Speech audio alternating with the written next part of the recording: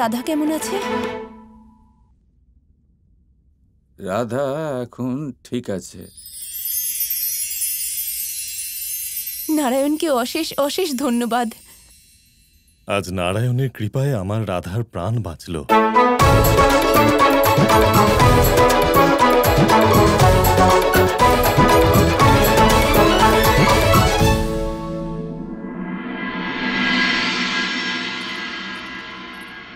জটিলা দেবী, সবার আগে রাধাকে খাবার খাওয়ানো দরকার। উগ্রপতি মশাই, আপনি আমাকে বলেছেন উনি আমাকে সাহায্য করবেন। আপনাকে একটা কাজ বলবো, তা আপনাকে করতে হবে। আপনি ভালো ভালো কিছু 10-12টা পদ রেঁধে দিন। 10-12টা পদ? কিসের জন্যে? তাহলে কে রাঁধবে? বাড়িটা কার? আপনার। আপনি রাঁধবেন। আপনি আর আপনার এই ছেলে, আপনারা দুজন মিলে এটা করবেন। আমার সেবা করবেন, রাধার সেবা করবেন, বুঝলেন? আমি রাধার চিকিৎসায় ব্যস্ত আছি, তাই তো? হস্তক্ষেপ করবেন না, বুঝিয়ে দিন ওনাকে। হ্যাঁ, আর যদি কোনো সমস্যা থাকে তো বলে দিন, আমি চলে যাচ্ছি। আমি তো বারণ করিনি না, আমি বারণ তো করিনি। আমি এক্ষুনি কিছু রেঁধে দিচ্ছি। শুধু কিছু নয়, অনেক কিছু রাঁধতে হবে। হ্যাঁ, পায়েস বানাতে হবে, মাখন বানাতে হবে, ডাল ভাত মিষ্টান্ন তরকারি সব বানাতে হবে, আর সব কিছুতে শুদ্ধ ঘি দিতে হবে, মনে থাকে যেন। এই সকল যে আপনি পদ বলছেন সেগুলো রাধার একদম ভালো লাগে না। হ্যাঁ, মা ঠিক বলছেন। তাহলে কার ভালো লাগে? ওই কৃষ্ণ। তাতে কি? তাতে কি? আপনাকে কি রাধামা বলেছে যে ও এইসব খাবার খেতে চায়? আপনি কি করে জানলেন?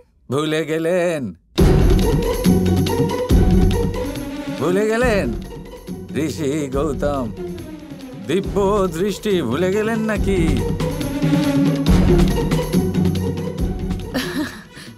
এমনিতেও কোনো রোগীর এত খাওয়া উচিত নয়, স্বাস্থ্যের জন্য ঠিক হয় না। তাহলে রেধে কি হবে? এই সিদ্ধান্ত আমার। উগ্রপতি মশাই, বলুন। বলে দিন ওনাকে, আমার কথা মতো এখানে কাজ না হলে আমি কিন্তু চলে যাব। আমি না না না না, আরে এত প্রশ্ন কেন করছো জটিলা? যেমন বলছেন তেমন করো। বেশ। হ্যাঁ, এই যে বীর যোদ্ধা, কি বলে ডাকবো তোমায়? পলাতক, এই মূর্খ।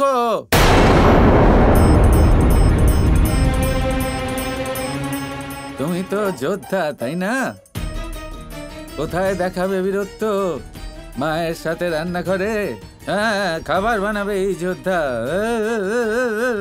হ্যাঁ, সেটার মধ্যেও কোনো ছোট ব্যাপার নেই। পুরুষরাও খাবার বানাতে পারে, ভালোই বানাতে পারে, কিন্তু সেটাও তোমার কম্য নয়।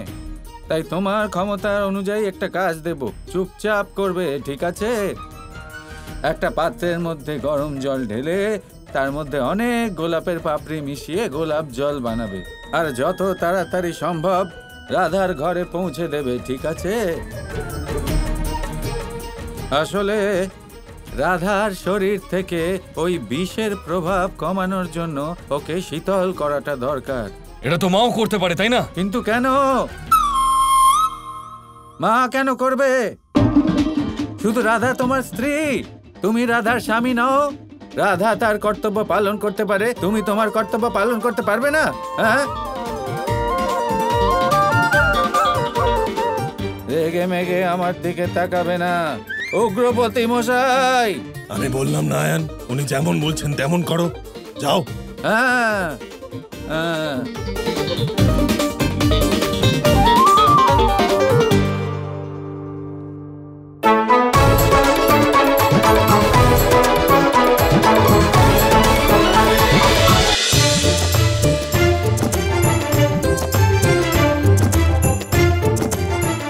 বলরাম, কানাই কোথায়?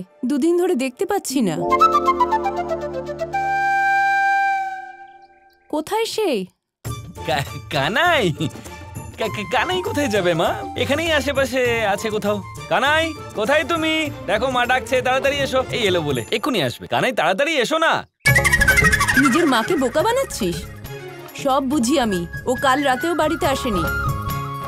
রান্নাঘরেতে ওর খাবার পড়ে আছে এখনো। কোথায় সে? চলে আসবে মা। এখন তো প্রায় দেখাই যায় না ওকে। আর নিজের মাকে কিছুই জানায় না ও।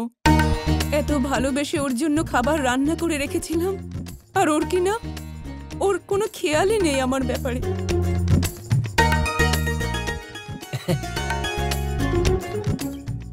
মা তুমি তো এমনি চিন্তা করছো এত। তুমি তো জানোই না যে আমাদের কানাই তো এইরকমই। ও গেছে হয়তো কোথাও। তুই ওর হয়ে কথা বলিস না, ওকে বোঝা। ও যেন ওর মাকে এত বিরক্ত না করে। আমি কত ভালোবেসে ওর জন্য খাবার রেঁধেছিলাম। এবার যতক্ষণে না ও ফিরে আসছে, আমি অন্ন গ্রহণ করব না। না না মা শোনো, মা কিচ্ছু শোনো। শুনতে চাই না আমি। বলে দিস তোর কানাইকে, ব্যাস। আর এই কানাইটাও না, নিজের আর মায়ের মধ্যে আমাকে ফাঁসি দিয়ে চলে গেল নিজের রাধার কাছে।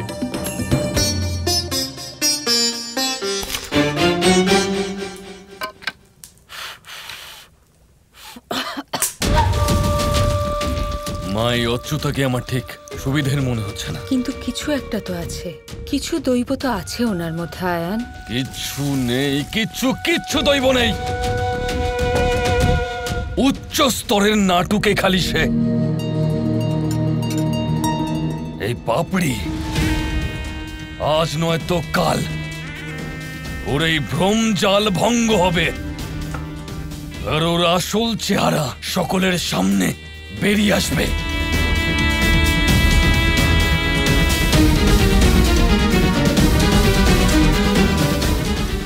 কি সামনে আসবে?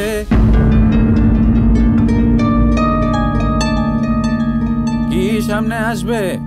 হ্যাঁ কিছুই না, আমরা তো খালি বাড়ির কথা বলছিলাম। হ্যাঁ, বাজে বক বক করো না, কাজ করো কাজ। এটা তো এখনো বাকি। এই বাস এবার হয়ে যাবে। কখন হবে? উটের মতো বড় হয়ে গেছো আর এত ধীর গতিতে কাজ করছো। আমি কোনো কচ্ছপকে এই কাজ করতে দিলে তোমার আগে করে ফেলতো সে। বোকা কোথাকার।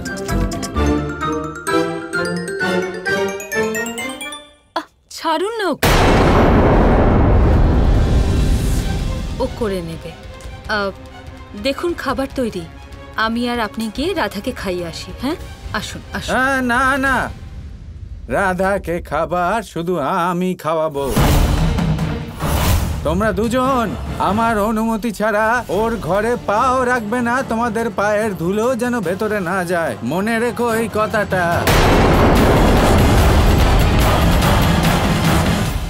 ঠিক আছে।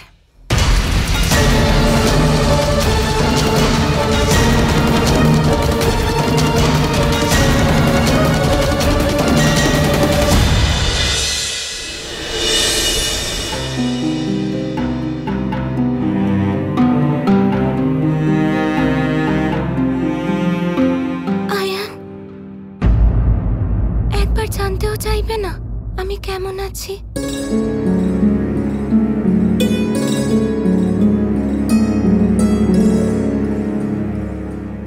তুমি এখন ঠিক আছো রাধা? অচ্যুতা দেবী বলেছেন সবাইকে, আর উনি এটাও বলেছেন যে খুব তাড়াতাড়ি তুমি পুরোপুরি সুস্থ হয়ে যাবে। আরাম করো।